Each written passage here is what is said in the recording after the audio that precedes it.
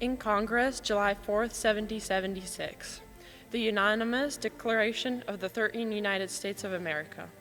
When in the course of human events, it becomes necessary for one people to dissolve the political bands which have connected them with another, and to assume among the powers of the earth the separate and equal station to which the laws of nature and of nature's God entitle them. A decent respect to the opinions of mankind requires that they should declare the causes which impelled them to the separation. We hold these truths to be self-evident that all men are created equal. They are endowed by their creators with certain unalienable rights. That among these are life, liberty, and pursuit of happiness. That should secure that these rights governs are instituted among men, deriving their just powers from the concept of govern. That whenever any form of government becomes destructive of these ends, it is right to the people to alter or to abolish it, and to institute new government, laying its foundation on such principles and organizing its powers in such form as to them shall seem likely to affect their safety and happiness. Prudence indeed, and will dictate governments long established should not be changed for light and transient causes, and accordingly all experience have shown that mankind are more disposed to suffer while evils are sufferable than the right to themselves by abolishing forms to which they are accustomed. But when a long train of abuses and usurpations, pursuing invariably the same object, invices a design to reduce them under absolute despotism, it is their right, it is their duty to throw off such government and to provide new guards for their future security. Such has been the patient sufferance of these colonies, and such is now the necessity which constrains them to alter their former systems of government. The history of the present King of Great Britain is a history of repeated injuries and usurpations, all having in direct object the establishment of an absolute tyranny over these states. To prove this, let facts be submitted to a candid world. He has refused his assent to laws, the most wholesome and necessary for the public good. He has forbidden his governors to pass laws of immediate and pressing importance, unless suspended in their operation till his assent should be obtained. And when so suspended, he has utterly neglected to attend to them. He has refused to pass other laws for the accommodation of large districts of people, unless those people would relinquish the right of representation in the legislature, a right inestimable to them and formidable to tyrants only. He has called together legislative bodies at places unusual, uncomfortable, and distant from the depository of their public records, for the sole purpose of fatiguing them into compliance with his measures. He has dissolved representative houses repeatedly for opposing with manly firmness his invasions on the rights of the people. He has refused for a long time, after such dissolutions, to cause others to be elected, whereby the legislative powers, incapable of alienation, have returned to the people at large for their exercise, the state remaining in the meantime exposed to all the dangers of invasion from without and convulsions within.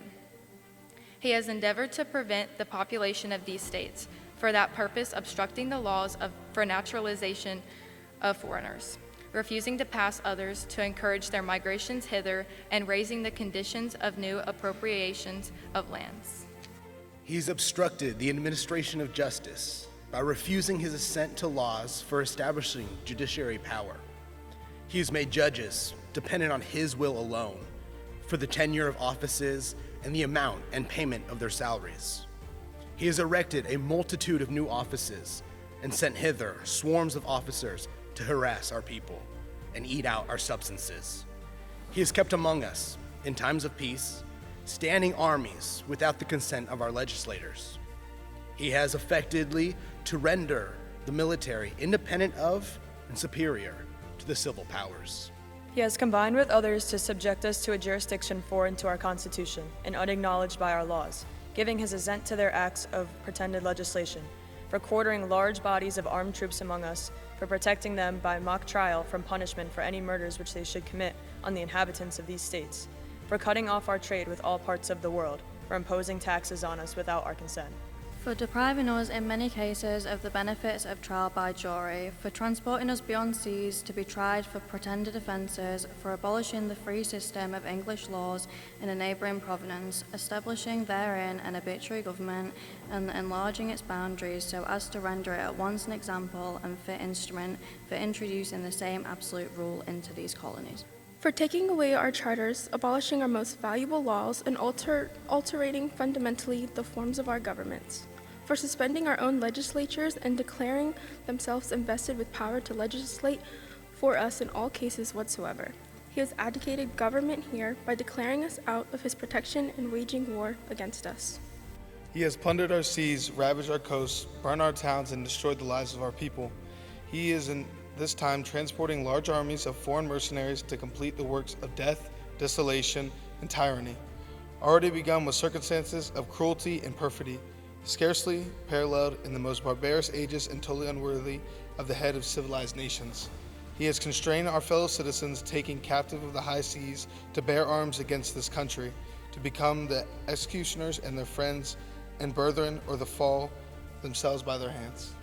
He has excited domestic insurrections amongst us and has endeavored to bring on the inhabitants of our frontiers the merciless Indian savages whose known rule of warfare is an indistinguished destruction of all ages, sexes, and conditions. In every stage of these oppressions, we have petitioned for redress in the most humble terms. Our repeated petitions have been answered only by repeated injury. A prince whose character is marked by every act which may define a tyrant is unfit to be the ruler of a free people. Nor have we been wanting in attentions to our British brethren. We have warned them from time to time of attempts by their legislature to extend an unwarrantable jurisdiction over us. We have reminded them of the circumstances of our immigration and settlement here. We have appealed to their native justice and magnanimity and have conjured them by the ties of our common kindred to disavow these usurpations, which would inevitably interrupt our connections and correspondence. They too have been deaf to the voice of justice and consanguinity. We must therefore acquiesce in the necessities which denounce our separation and hold them as we hold the rest of mankind, enemies in war, in peace, friends. We, therefore, the representatives of the United States of America in General Congress assembled, appealing to the Supreme Judge of the world for the rectitude of our intentions, do, in the name and by authority of the good people of these colonies, solemnly publish and declare that these united colonies are, and of right, ought to be free and independent states, that they are absolved from all allegiance to the British Crown, and that all political connection between them and the state of Great Britain is and ought to be totally dissolved, and that as free and independent states, they have full power to levy war, conclude peace, contract alliances, establish commerce, and to do all other acts and things which independent states may of right do. And for the support of this declaration, with a firm reliance on the protection of the divine providence, we mutually pledge to each other our lives, our fortunes, and our sacred honor.